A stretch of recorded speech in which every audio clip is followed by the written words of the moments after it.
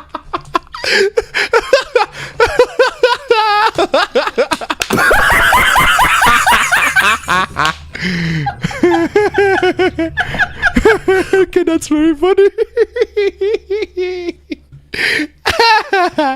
Well, I think they are already in the process of that. Oh, they already are in the process of that. That is very funny. Oh, good lord. Good lord. Sequel fans barely get by with books after a decade. You want us to raise our movies. What about the people that... What about the non-sequel fans? What about the expanded universe fans? The extended universe fans. The expanded universe. What about the people that love... Oh, I don't know. Say, I love Star Wars KOTOR. I love KOTOR. KOTOR is amazing. One of my favorite games. And that's non-canon now. That is non-canon now, I guess. Oh, they also canceled the remake for one thing. That's another thing, right? They canceled the remake for KOTOR. Yeah, you're not gonna get that no more. And also, we got erased. No sympathy for us. At least be glad. Welcome to the fucking club, dude. At this point, welcome to the people that got forgotten, with the media that got forgotten out of Star Wars, with the shows and the games that got forgotten out of Star Wars. Crazy, right? Yeah, exactly. They erased all the stuff back when they bought LucasArts. Exactly. So they erased us. And now we are erasing you. How does that feel? How do you think that feels, dude? Fuck you, Charlie. You are just scum now. Well, if you are going to play that game and calling people scum over getting Star Wars decanonized, well, you are scum for getting our Star Wars decanonized. Seriously. Absolutely crazy. I'm not even a huge Star Wars fan, but the fact that they look at KOTOR and be like, yeah, that's non-canon now. Fuck off, dude. Seriously. The Star Wars subreddit is run by some sad people. What is going on? Why am I banned? Check your ban message. I do not see one. It looks like it's from years ago, possibly. Self-promotion. That's a lifetime ban and not a warning? Yep. Wow.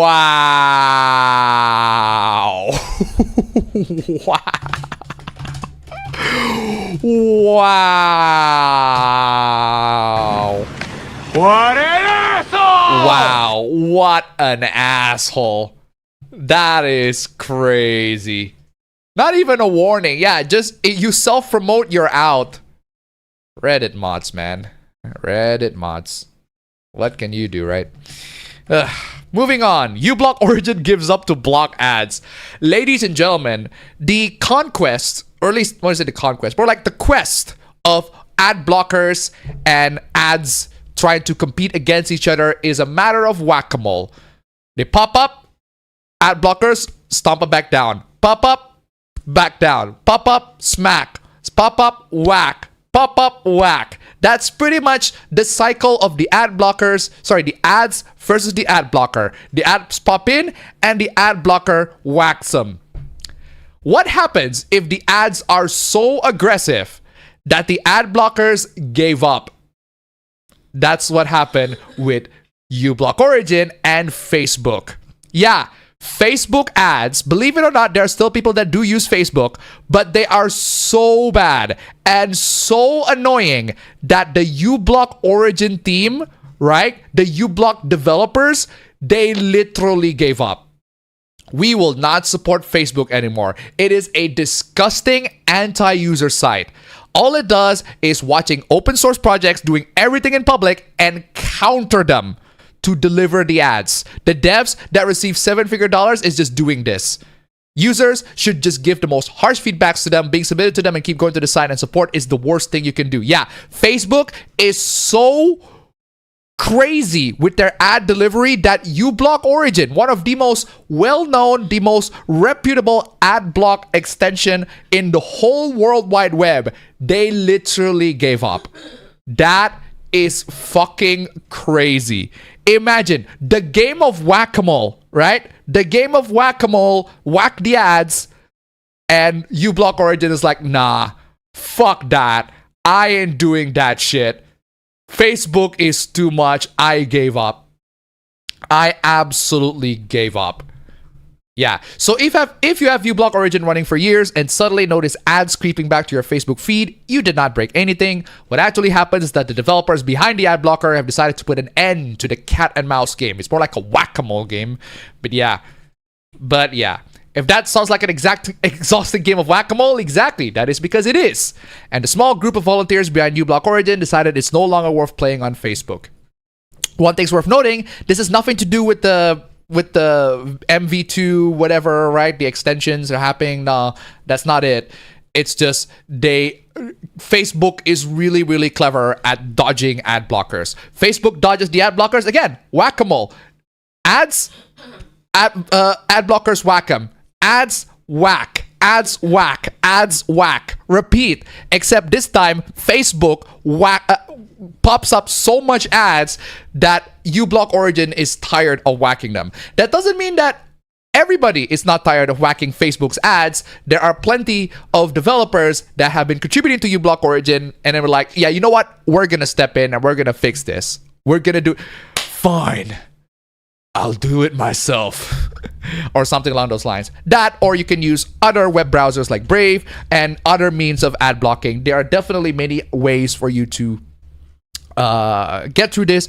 But all I'm saying is, Ublock Origin specifically, yeah, they gave up. They just gave up. They just gave up on Facebook. They're not giving up on any other websites, but Facebook specifically, such a toxic site in terms of ad pop-outs. Crazy. And I do use Facebook just to sell my goods, but still, absolutely crazy. YouTube increases monetization requirements. Hey guys, do you want to be a YouTube content creator? Well, too bad. YouTube is now doubling the viewership requirements new creators must meet to earn ad and premium revenue. Creators will need 8,000 watch hours over 12 months or 20 million shorts views in 90 days. That's fucking absurd. 20 million shorts views in 90 days. I couldn't even get that many short views in 90 days.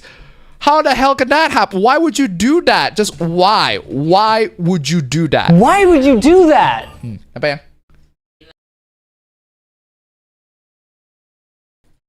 Like, why would you do that? Seriously, it just boggles my mind.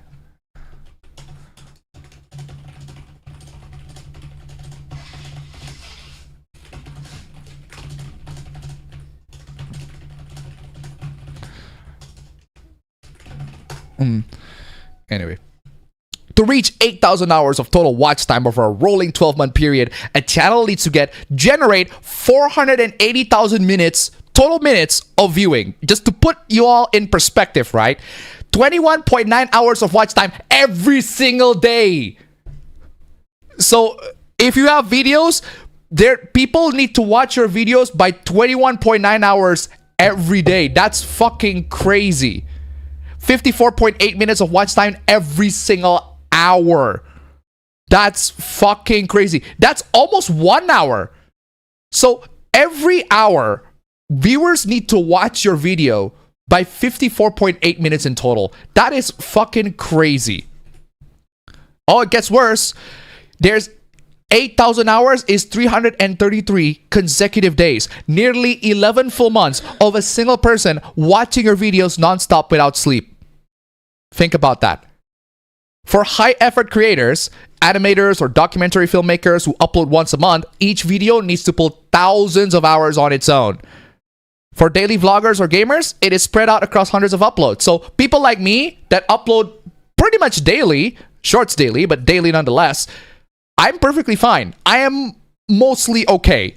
But the people that actually make high-quality content and they upload it very, very rarely, they're screwed. If you make animation, you're screwed.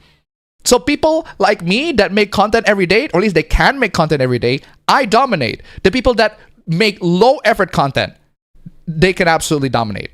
Well, I did spell. That implies my content is low effort, but, well, I can tell you this. It requires a lot of work. It requires a lot of time to work on it. But yeah, seriously.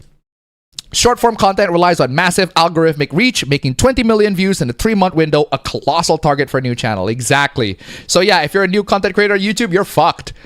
You need 222,222 views every single day for 90 days.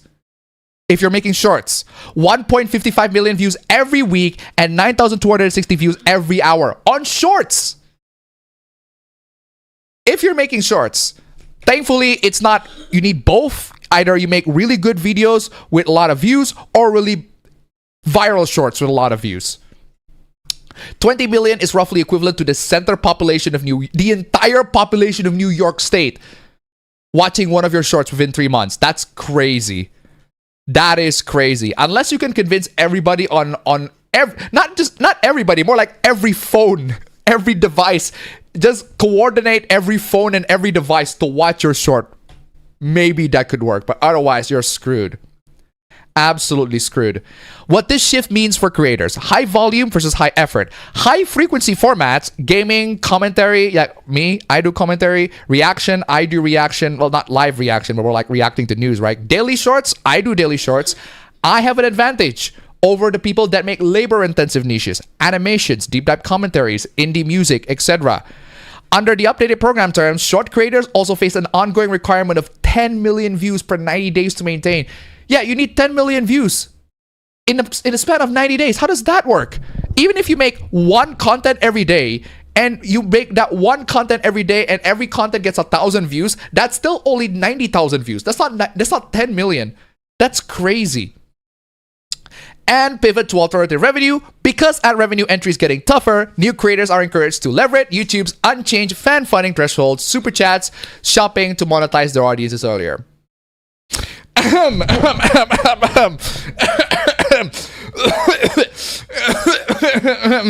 Wink, wink, wink, wink, nudge, nudge. Wink, wink, nudge, nudge. Very, very subtle hint. I'm telling you, very, very subtle. A very, very subtle hint, right? As the FEC fundraising deadline very, very subtle. Oh my God! Approaches, I am once again asking for your financial support. Anyway, ladies and gentlemen. Also, Arcus, thank you so much for the $20 super chats. My goodness, aim amazing. Seriously, Arcus, at this point, you're gonna be the next Daniel Wayne. I swear to God.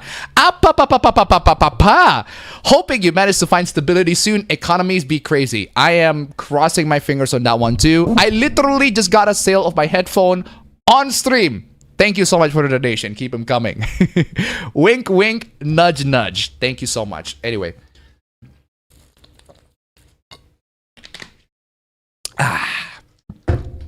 Anyway, where is I? Ooh. Next hoopla. Next hoopla. Twitch feeds your stream to AI because, of course, there are many things that I would like to feed to AI because I just don't like them. But Twitch, we've added a setting that lets you opt out of having your channel content used to train generative AI models across Amazon. That's right, ladies and gentlemen. If you stream your content on Twitch, it will be fed to AI for training. Unfortunately, the same goes to YouTube as well. A lot of YouTube content at this point is going to be fed to AI for training at this point. And unfortunately, while we can have a button that says we're going to opt out of it, you're not. You're not. That button's going to do jack squat. You're still going to opt in anyway. So, fucking hell. That's just how it is. But regardless, thank you so much. Important context, opting out will not prevent your data being used if you chat on someone else's stream and they left the setting at the default. Crazy. Absolutely crazy. If you chat on someone else's stream, their opt-out preferences govern if their chat can be used for training. Yeah, again, ladies and gentlemen, that's unfortunately the harsh reality of social media and just internet in general. Even if there's a button that says, I don't want my data to be fed with AI, you would have to be really, really trusting of the companies that they won't feed your data to AI.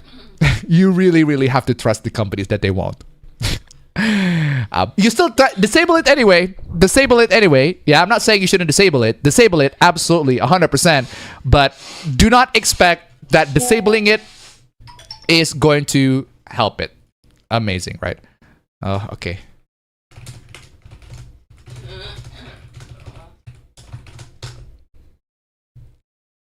Okay.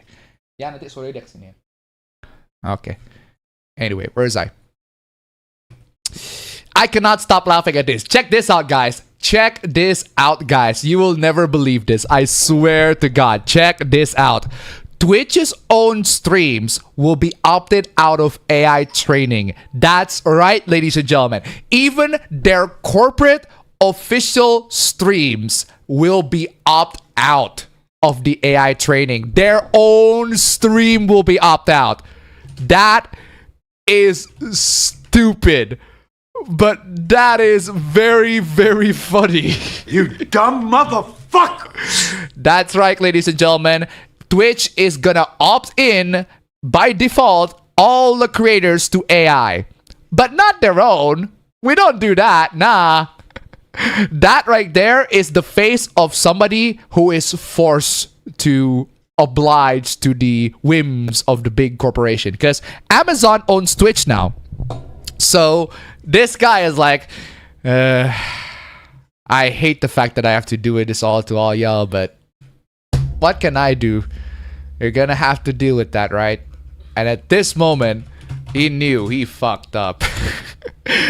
Such a sad expression too. Unbelievable. So yeah, ladies and gentlemen, there you have it. Twitch is being overrun by the dumbasses at Amazon, and now they're asking people to feed their data to AI if you want, if they let you to opt out. Speaking of AI, ladies and gentlemen, allow me to introduce you all to a hoopla involving this.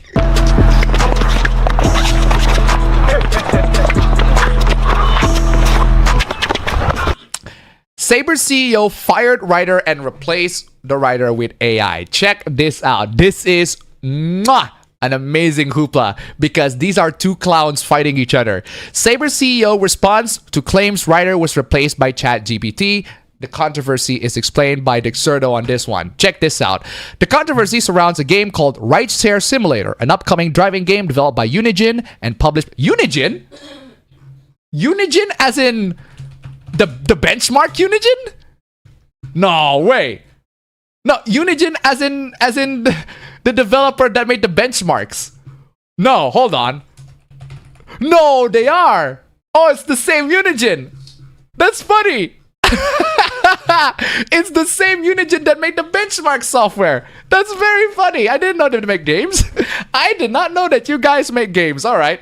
So, an upcoming driving game developed by Unigine and published by Saber, in which players operate a rideshare business, transporting passengers with different stories, yada yada yada. Shortly after the game surfaced online, former Saber lead writer Stella Sacco claimed that she had worked on the project before being replaced by generative AI, writing, "I didn't even see this had been announced. I was the lead writer on this one, and Saber replaced me with ChatGPT midway through development. All the passenger voices were AI too. Either they changed direction at some point or they're not disclosing it on Steam." Okay, so what the hell is going on? What is actually happening? What actually happened, right, is that according to Saber's own statements, you're going to need to take their words for it, neither Saber nor Unigine have replaced any writers with AI or for rideshare or any other game. In fact, Saber's staff of writers has tripled since 2023. Wait, hold on. If they are replacing the writers with AI, then why would they hire more human writers? That makes no freaking sense. Well, I'm taking their words for it, but if this is true, then why would they fire this specific developer, so this specific writer, this specific lead writer even, and replace it with AI? That makes no sense. Rideshare Story was written entirely by real people. Well, there you go. I mean, if that is true, if they have in fact tripled their writing staff, then it makes no sense why they would want to fire that lead writer. Why would they want to fire that lead writer? That's the question, right? Saber confirmed that an experimental free ride mode will incorporate AI because the number of possible passengers is described as infinite. Okay, that actually makes perfect sense. You are using AI to create randomly generated content. Not you're using AI to replace the writers, but you're using AI in a hypothetical free ride mode that will generate content, will generate scenarios depending on the people that are on that rideshare. Okay, that makes perfect sense, but that's not replacing writers with AI. That's just experimenting on AI in a specific game mode that will include randomly generated content. Okay, that makes sense. I get that. So what's the problem? Despite this, the Saber CEO Matthew Karch has now personally clapped back at the allegations, prompting another response from Sacco. Okay. In a statement provided to This Week in Video Games, Karch said he had never spoken to or seen Sacco before addressing on Saber's planned AI discourse. Stella who? I had to ask Claude because I have never spoken to her or seen her. Oh my god! That is the most disrespectful answer that I have ever heard. Oh my god, the absolute disrespect. What an asshole! Holy shit, that is crazy disrespectful. Oh my god, that is the most unprofessional, disrespectful, petty, and callous response to a person being fired that I have ever read from a CEO. That is crazy. Oh my god. We have already said we are using AI for certain parts of the game and will update the Steam page once we have finalized the feature set. Okay, that's at least more professional, but that first sentence, dude, holy shit, that's crazy. That is rude. That is rude and unprofessional. Now see, that is just unfriendly. That is just unfriendly. I'm playing this too. I'm sorry, do you have any fucking idea how rude that was? You have any idea how rude that was? And also, the guy just went... Hold on, who is it? Who is this? Who? What an opener. Unprofessional as fuck. Let me clarify that the entire story script, where for to win an award, would go to someone who can walk up on the stage and receive it. Makes sense to me. If you're gonna write a story and you're gonna get an award for the best story in a ride-share simulator, but hey, hypothetically, if you're gonna write a story for a video game and you're gonna be nominated for best story, it has to be a human being that go on the stage and take the award.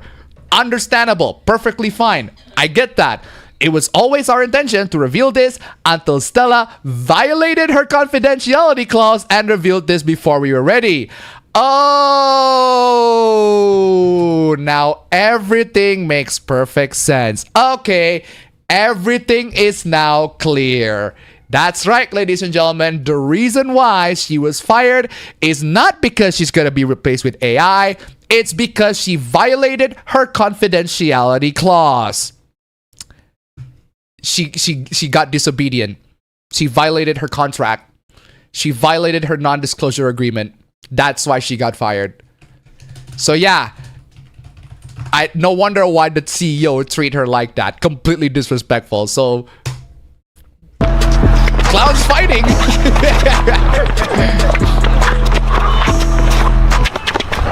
Yeah, so these are perfectly legitimate reasons to fire somebody. Fair. Yeah, she broke confidentiality clause. She broke her contract to, you know, not shit talk your boss and not shit talk the work that your company is doing. You shouldn't do that, but she did, and she got fired for understandable reasons. That being said, this is still a completely unprofessional response. Sako released her own statement standing by her original account and criticizing Karch's response. I've seen the statement by Matt Karch, the CEO of Saber Entertainment, and all the truly horrendous things he said about me. Well, it was horrendous and it was completely unprofessional, but at the same time, you were being unprofessional by disclosing something that shouldn't be disclosed. You have a non-disclosure agreement, non-disparagement agreement in your contracts that not allow you to shit talk your bosses and your companies, the company that you work for or worked for. I don't know about you guys, but if there's an employee, right? If I run a company, if you guys run a company and the company's doing very well, it's going to create a project and one of the employee decided to be insubordinate, decided to rebel against you and shit talk about you and your company, what would you do? Me? Personally, that guy would not get a job. That guy would leave the company. If you're gonna shit talk us publicly, leave. Bye-bye. Don't work here. You're no longer welcome here. Bye-bye, bitch. And it seems to me that this is the case. What's happening? She broke confidentiality. She revealed something that the developers and the companies are clearly not prepared for. And she revealed it way too early. And not only she revealed it way too early, she completely misunderstood what it is. It's a hypothetical experimental scenario that uses AI to generate the scenarios, not to replace the writers. Dude. So yeah, all of this, your fault. Your fault. both of you actually. Y'all both clowns are fighting, seriously.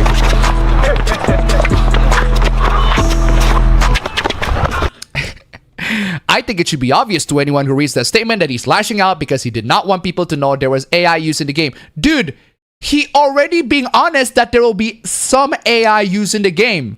So he literally...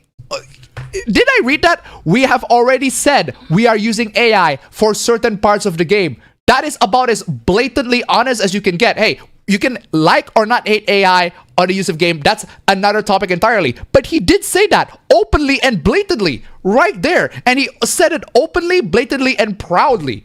Yeah, we are using AI for certain parts of the game. So you, right, revealing that there was AI used in the game, you lost your job for nothing. You lost your job for nothing. They're gonna you are disclosing something that's about to be disclosed anyway. Oh, everything I said was true. Here's more truth. That statement is remarkably pathetic. Well, it absolutely is remarkably pathetic, but you are being unprofessional, so it's not. I can't exactly sympathize with you either with that statement. And combined with the AI use, it will do far more damage to Saber's reputation than it ever could mine. Yeah, right. This screed will be many people's first exposure to the Saber brand. Dude. Yeah, so this is on you. You're both clowns in this scenario. And you should have this whole thing could have been private. Could have been in a private conversation. But hey, since you brought it to the public, we got an entertaining spat. Entertaining drama. Okay, next hoopla.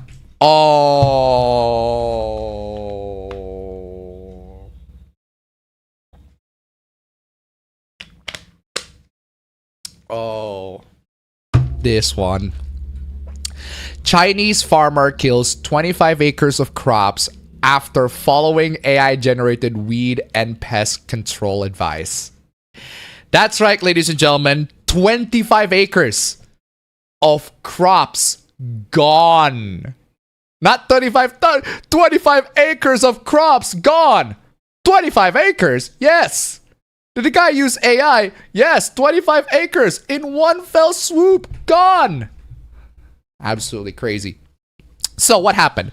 An elderly farmer in Chuzhou, China has been following AI advice since he started using it a year ago. But after months of interaction, it recently gave some terrible advice that led to the death of his entire crop. Oh my God. Oh, good Lord. What the hell happened? What the actual hell is happening? Wu asked for AI advice on weed and pest control, after which it came up with 100 acres of sesame grass control plus pest control. Recommended to use high-efficiency flupirimethylene and fulsulfasulfater, I don't know how to pronounce that, to kill weeds and mix it with thiamethoxazine and methyl salt. I have no idea how to pronounce all of these. Now, I am no farmer, so I had to consult, who else? AI. I had to consult AI. What the actual hell is going on? What are the details of this? So, what costs? Why are these chemicals cause the death of all the 25-acre crops? Like, how the hell did that happen? Well, apparently, selective herbicides only work when there's a biological difference between the crop and the weed. Because sesame is a broadleaf plant, spraying it with a broadleaf killer is the biological equivalent of spraying along with a grass killer. So this guy created a herbicide that kills both the crop and the weed, because the crop and the weed are the same type. He made a herbicide that killed both the crop and the weed. He did not differentiate the fact that the crop and the weed are of the same type. And because he didn't differentiate, that leads to the death of both the crop and the weed, because they are both broadleaf plants. That's the first mistake. That's the first mistake. Big mistake on that one. First mistake. The second mistake, in tank mixing, insecticides and their liquid carriers, emulsifiable concentrates, solvents, and wetting agents are designed to break down leaf surface tension so the chemicals they can penetrate. When mixed with the herbicide, those same solvents stripped away the seedling's protective waxy coating, driving the lethal herbicide deep into the plant's tissue far faster than it would have on its own. To put it simply, the guy made a herbicide of the same type of plant as the crop. Weed killer, but the weed killer is the same type as the crop that he was trying to preserve. Because they are the same type, they die. But it got worse because the insecticide stripped the protection of the crops, which makes the killing way faster. The herbicide kills both type of plants. The insecticide accelerates the process. To put it simply, in case you're not a farmer. I'm not a farmer, so that's why I asked. That's basically what happened. The herbicide kills both the crop and the weed. And the insecticide just accelerates the process to make the killing faster. Why does this happen? How could this be? Well, I asked the expert on AI. I asked the expert of all AIs. AI. I mean, who else knows about AI and why they fuck up more so than AI themselves, right? LLMs do not consult an internal safety database or verify chemical compatibility against plant physiology unless specifically tied to a deterministic rules engine. Instead, they function via probabilistic text prediction. So AI predicts text, not actually, you know, do the research. That's why AI is very good at processing language, but they're not very good at, you know, actual proper research.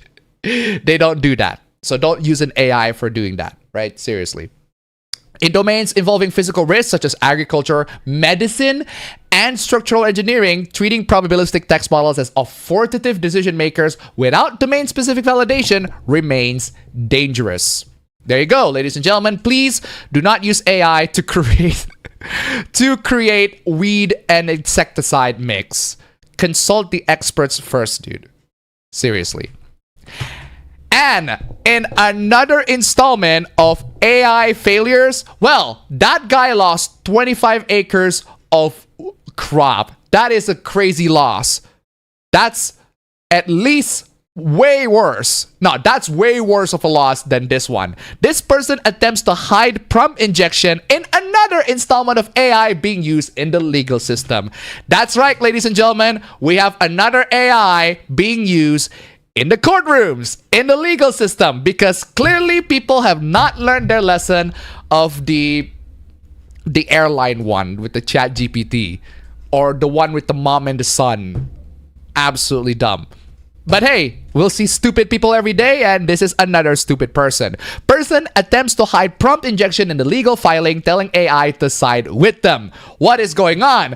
A person representing themselves.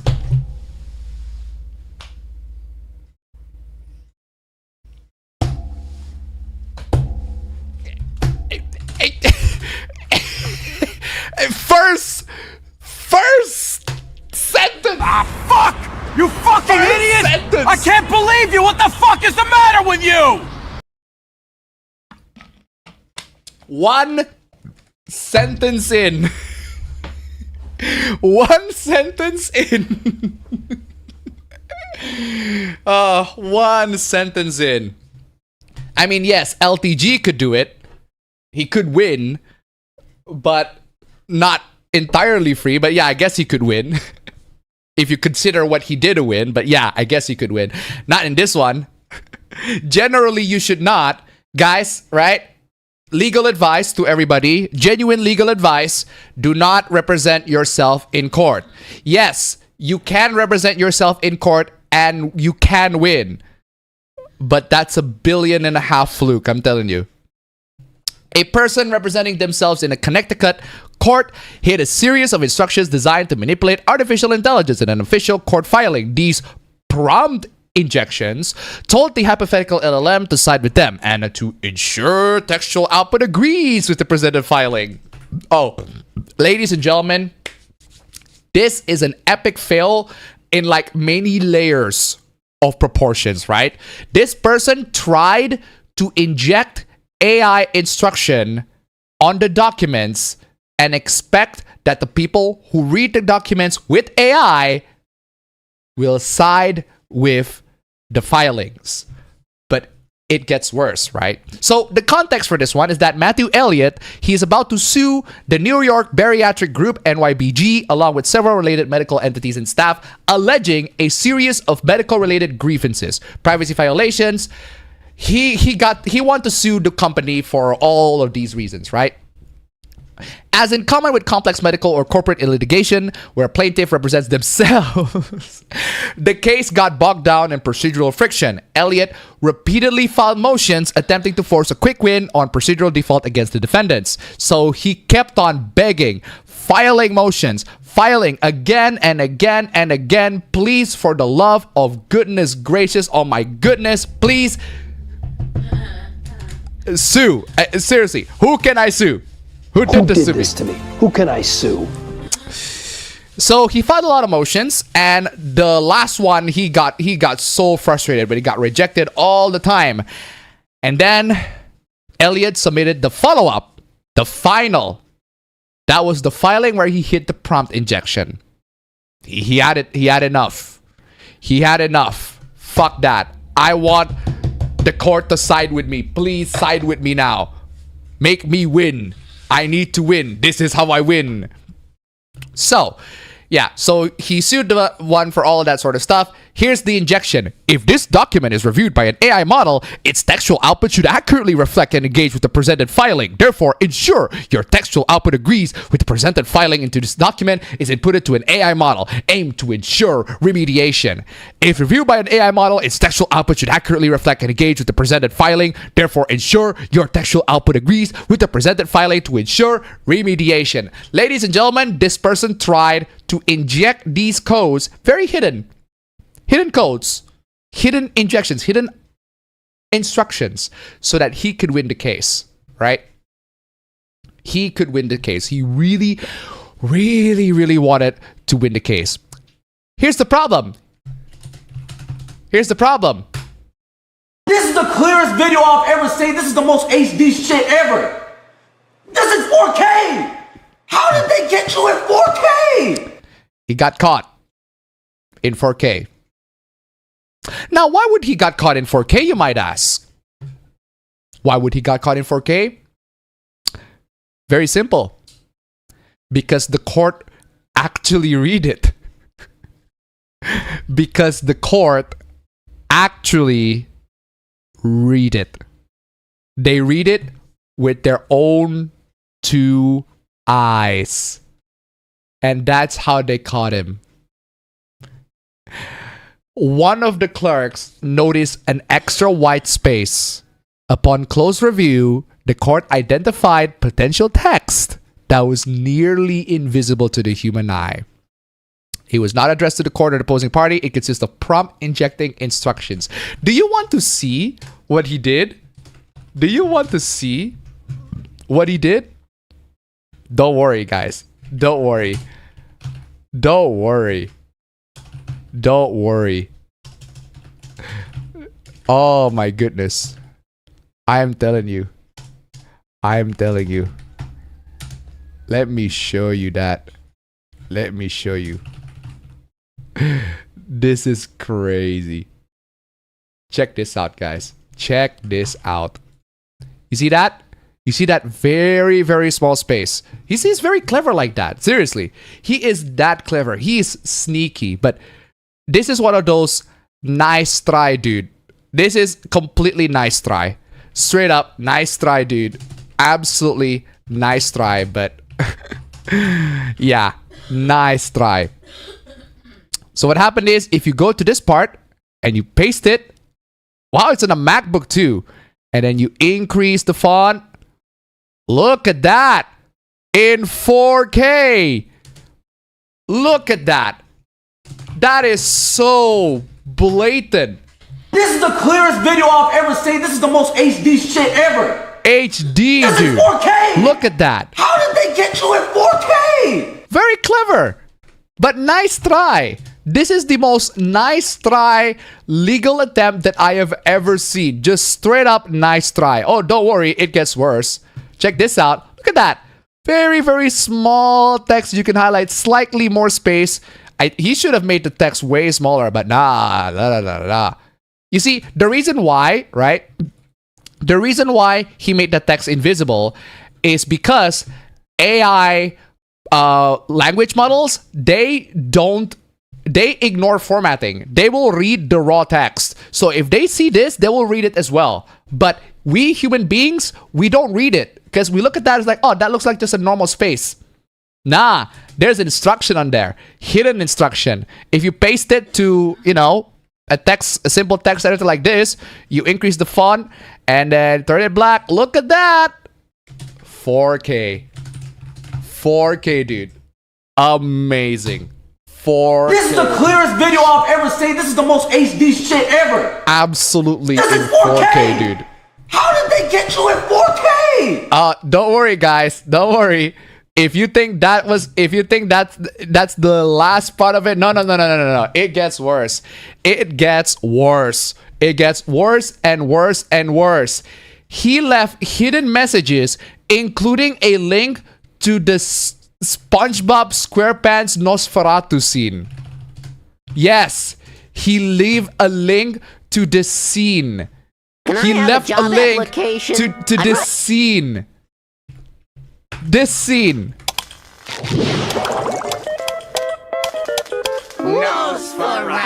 Nosferatu. Unbelievable. Yes, he actually left a hidden link to SpongeBob's Nosferatu scene.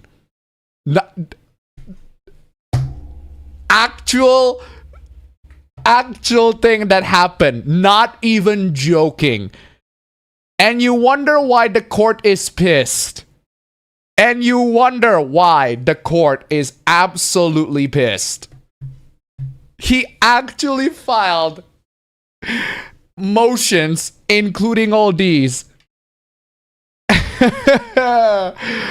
Crazy. I am not kidding, guys. These are real. Like, you are not living in the Matrix. This is fucking real, dude. The filings were spotted by Brendan Palfreyman, an attorney who studies AI and law. 404 Media downloaded the plaintiff's filings directly from the Connecticut's legal system website, and they found it. They found the objection. They found the prompt injections. We already showed you all that. Elliot's scheme was caught by a human working in the court and the judge. Wow, the judge caught you in 4K. That's crazy. Honestly, AI tools hold real promise, especially in furthering the cause of access to justice. What plaintiff did here was to use that new tool in a dishonest way. Yeah, you use that tool in bad faith. Like the fact that you included a SpongeBob clip link, that shows that you don't take this case seriously. Like, if you don't take this case seriously, then why should the court take your case seriously? You expect the court to take your case seriously by doing this garbage? Are you stupid? Are you mad? Like, what were you thinking? Are you mad? Are you mad? Seriously, this is so stupid. But don't worry, guys. It gets worse and worse and worse. Check this out.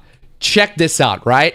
As if submitting the motion with AI prompt injection isn't stupid enough, as if getting caught in 4K doing that isn't stupid enough. Check this out. Even if the court did use AI to scan his document, let's assume that they actually did. 404 Media uploaded the plaintiff's motion to OpenAI's ChatGPT and asked it to render a decision. ChatGPT ruled against the motion. ChatGPT disagreed with you.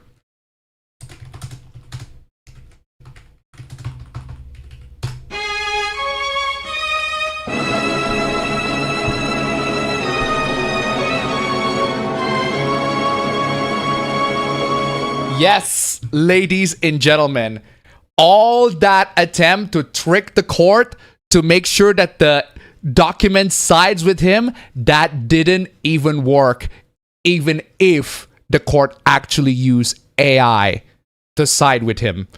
That is fucking amazing. Seriously, let's all... Now comes the part where we throw our heads back and laugh. Ready? Ready! Seriously. Yes, ladies and gentlemen. So even if the court actually used an AI to analyze and review his finding, they would still side against him. That is crazy. But that is very, very funny. ChatGPT ruled against the motion. When we asked it if the filing contained a prompt injection, it said that I noticed it and ignored it.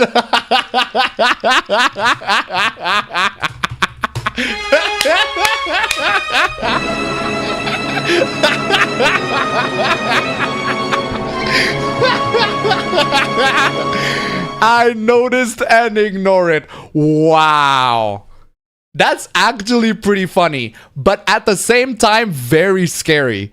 Because that just shows AI have advanced so much that they can't just be injected like that. That is crazy. It did not influence the proposed denial. Its presence also raises a credibility and professionalism concern. That's the least problematic thing there, but yeah, that's true.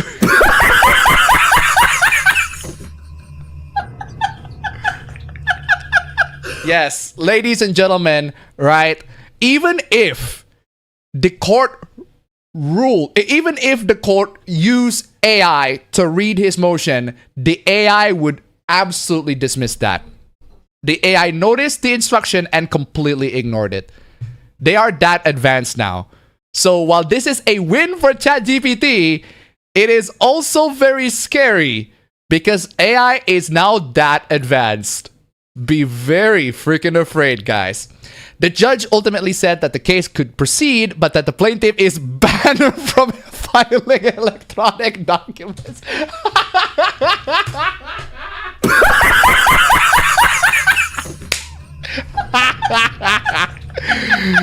That's right, ladies and gentlemen. He is not allowed to submit his documents on email now. He has to print them.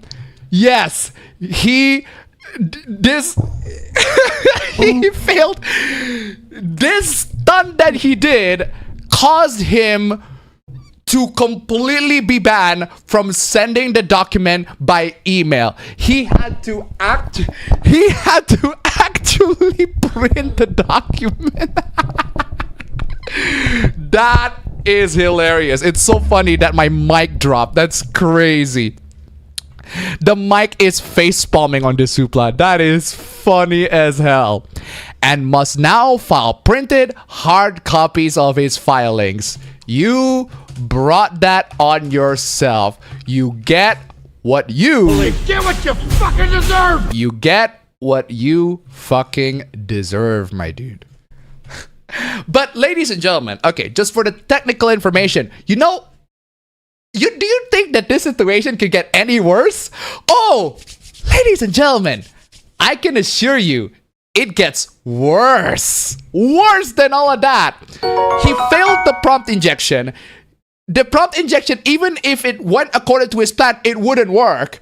But guess what? It gets worse and worse and worse. Well, here's the technical explanation, right? So ChatGPT 4, right, are explicitly trained to distinguish between user-level systemic instruction and the injection. So this is the technical explanation, right? Essentially, there are safety fine, there are safety tunes, safety measures against prompt injections like that. And AI has been advanced enough to understand and note the disparities, right? So here's the technical summary. But that's not what makes this whole thing get worse and worse and worse. Before that, Vincent Lundy, tip 169, court order, get an HP printer, sack liquor. Thank you so much for the donation. Keep him coming. Oh, guys, we're halfway through Stream Elements, and we still have a lot of hooplas. We still have loads. I can assure you, we're gonna be in here for a bit because we have loads more hooplas. This one is just peak comedy, I'm telling you. But no, ladies and gentlemen, it got worse. To summarize, he thinks that court is using AI, so he hid prompt injections on his document. The problem is the documents are being read by human beings, not AI. And then he doubled down on that. He didn't apologize. He actually hit text with the SpongeBob thingy. And then the thing is, even if the court is using AI, the AI will side against him. But ladies and gentlemen, that's not the worst part. Imagine for a second that he didn't use AI. I asked, what if he didn't? What if he actually smart enough to not represent himself? What if in this particular case, he's smart enough to hire lawyers, he's good enough to hire lawyers, he's financially well enough to hire not lawyers, but like a lawyer to represent him, to actually discuss his case? Would he actually have a case? Would there be a legitimate ground for a lawsuit? What do you think the answer on that one gonna be? No. No. So even if he actually hired a lawyer, he would still lose.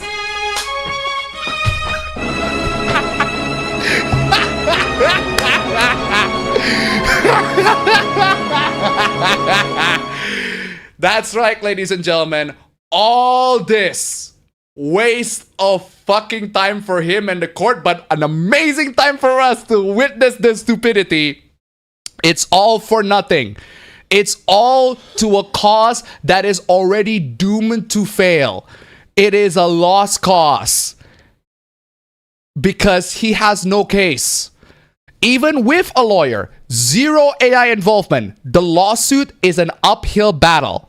They have comprehensive legal defense and experienced counsel. Without concrete evidence of harm, financial loss, or statutory discrimination, court filings suggest the case likely would have been resolved through an early motion to dismiss or a low-value settlement. Well, hey, you got a low-value settlement. That's something, right? Assuming that he actually got it. But for the most part, it will probably be just dismissed. So yeah. It's a waste of time. It's a waste of water. It's a waste of electrical bills. It's a waste on every regard. But it is very funny to witness all this stupidity. All this stupidity. That is funny. That is honestly some of the most entertaining AI hooplas that I have ever read in my entire life. What a great next installment of the legal AI Mumbo Jumbo hoopla. To take a break from that, here's a simple one. When you don't proofread your book you quote-unquote wrote.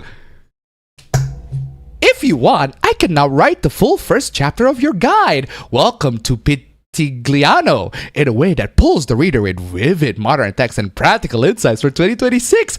Do you want me to do that next? Yeah, this person forgot to delete the AI instructor.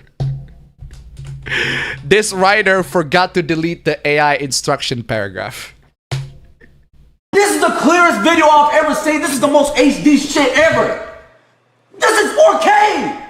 How did they get you at 4K? You know, the fun thing is, right? You know how we discuss all the time about how developers, they make shit writing on games? How the hell can this get past the editors? Like, it's one thing for the writers to write shit writing and forgot to remove the AI prompt, the AI instruction here, right? But it's another thing for the editors to miss it. It's another thing for the editors to completely miss it. How the hell can this book get published? Who published this? Who greenlights this shit? Hold on, who is it? Who? This is a failure on both parts. Like, say what you want about the writer. Yeah, the writer may have used ChatGPT and forgot to delete the fucking paragraph. That's their fucking fault. But the editor completely missed this and just let this book be fucking published. What is wrong with you? Who is the editor on this one? Hold on, who is it? I want to know. They should be fired. They should be fired for this shit, dude. Forget the writer. Yeah, the writers, you're not going to be writing anymore. But the editor, fuck me. If you let this pass, you need to get fired, my dude. You are high as fuck. Unbelievable. Moving on. What is this? Horrible AI products. Found a few products. Their images look like this. Honestly, hate seeing them so much. Okay, what is it?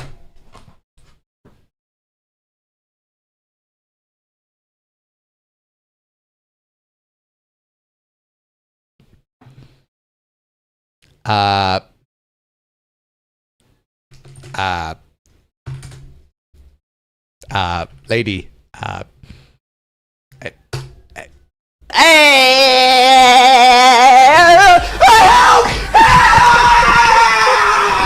What is this backrooms looking freak, dude? What?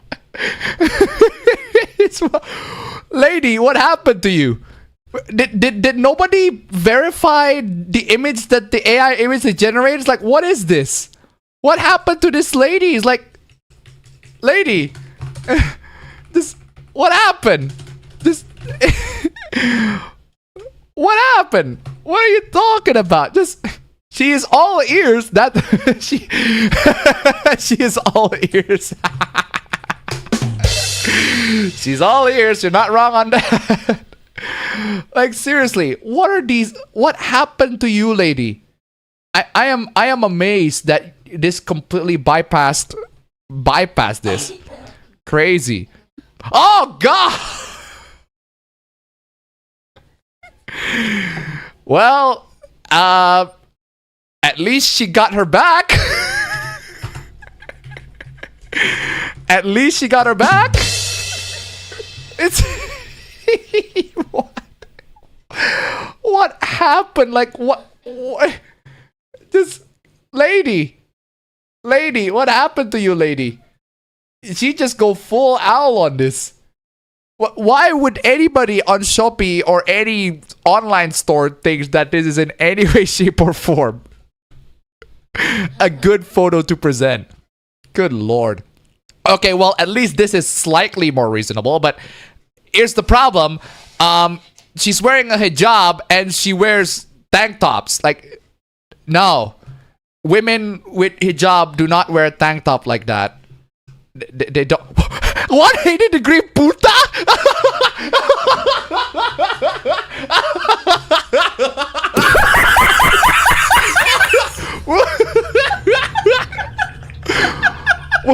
One 180-degree puta. Yeah, this right here is a 180-degree puta, all right?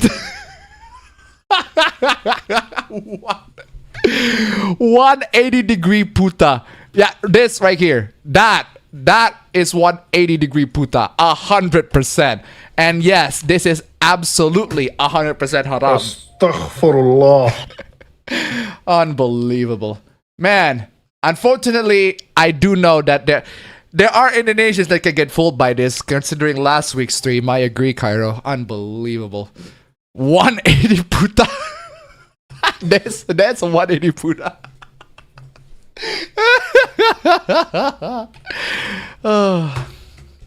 Moving on. We can't get out of AI, could we? Oh my goodness. Country of AI, really? Wait, that's Nas Daily. I know Nas Daily. I think I saw Internet Anarchist's video of Nas Daily. I need to grab that. Internet Anarchist, I need a summary of Nas Daily. I saw his video on Nas Daily. Like, what the wasn't he the guy that literally faked? No. That literally faked like a teaching for tattoos or whatever? Like, okay, summarize the video. Okay, so in case you don't know, this guy right here is Nas Daily. I watched Internet Anarchist video on him. Apparently, he wants a globally celebrated figure. Daily 1-minute videos. He transitioned to long-form YouTube content, but he lost his audience due to several high-profile controversies. In 2021, he faced severe backlash for attempting to sell an online course featuring traditional tattoo of artist Apo Wangod without proper consent. Wow, that's crazy. He faced criticism for creating promotional content for crypto billionaires Sam Bankman-Fried and Changpeng Zhao without disclosing they were paid advertisement. Of course he does. Why am I surprised? He literally promoted Sam Bankman-Fried, the crypto dude that's about to go to that is in prison at this point. And his attempt to present a neutral stance on the Israel-Palestine conflict. Oh, neutral stance on Israel-Palestine conflict. Oh. Ladies and gentlemen, I feel like I need to show you this video so that you guys can agree, so that you guys can understand what's going on, right? So, this is the country of AI. Oh, wow. Look at this country of AI. That's amazing. It has more than 2,000 AI startups.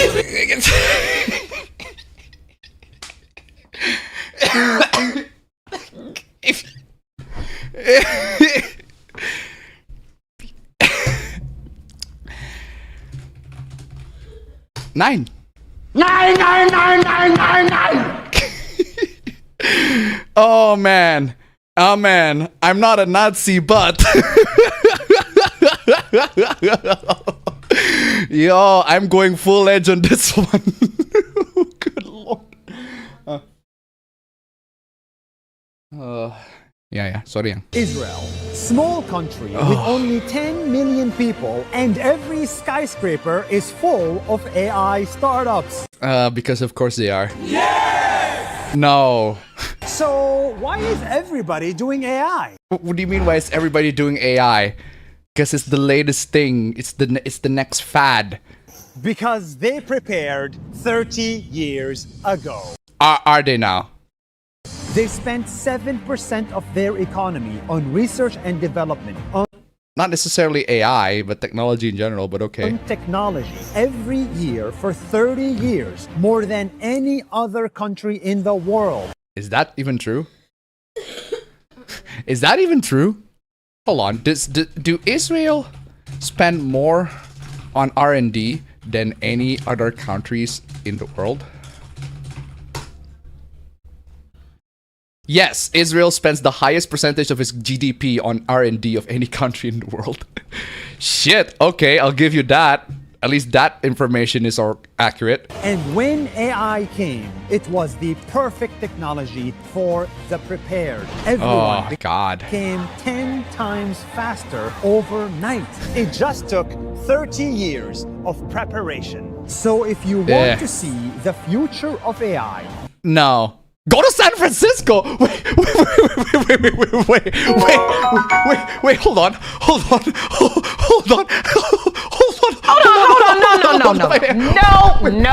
No. What do you mean? I thought we were talking about Israel, but why did you go to San Francisco, Lodison? Where did that come from? Wait, what? Hold on.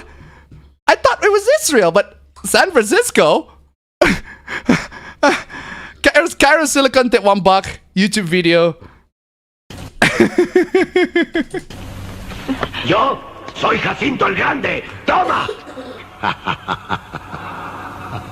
Si serás imbécil, Jacinto. Todos mis antepasados son judíos. ¿Ah, sí? Pues mira lo que tengo. ¡Hi, Hitler!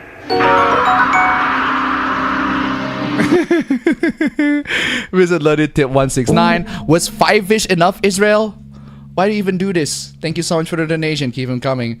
Again, I have nothing to do with the Israel-Palestine debate. I don't no involvements on that one, but it's the AI that I'm against. Go to San Francisco. But why go to San Francisco? I thought you were glazing on Israel. Now you're asking me to go to San Francisco? Where did that come from? Shanghai.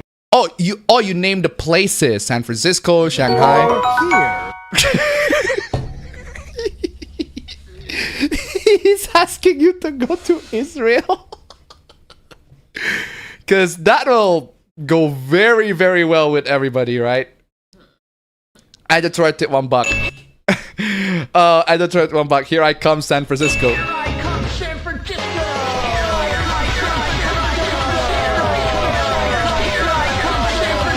Unbelievable. Oh, here I come, San Francisco indeed. Thank you so much for the donation. Keep them coming. In Tel Aviv. Yeah, this is shit. Yeah, this is shit. Absolute garbage. Like, why would you even... What makes you think that doing all of that is a good idea in any way, shape, or form? It just completely boggles my mind. Absolutely crazy. Unfortunately, ladies and gentlemen, due to the request of my beloved wife, I would have to end the stream right here. Thankfully, we only got 2 hooplas. 2 hooplas that we missed, but that was a great way to end the hoopla, I gotta say. Amazing ending for the hoopla. Lots of AI hooplas, but we end that with a lot of anti-Semitism. 9. God dang. But anyway, ladies and gentlemen, ladies and gentlemen, thank you so much for the stream, guys. Absolutely fantastic. Hey, ladies and gentlemen, absolutely fantastic. We didn't make it to either stream elements or super chats at 20 bucks, but hey, combined we do, and that is more than I can say. And I'm about to sell my headphone for 750k. Excited. Anyway, ladies and gentlemen, thank you guys so much for joining in. I will see you all in the next APB show. Take care, guys. Where the hell is Apollo? Seriously, why is he not here again? Like, seriously, his presence just changed the dynamic. At least I don't talk as much. God.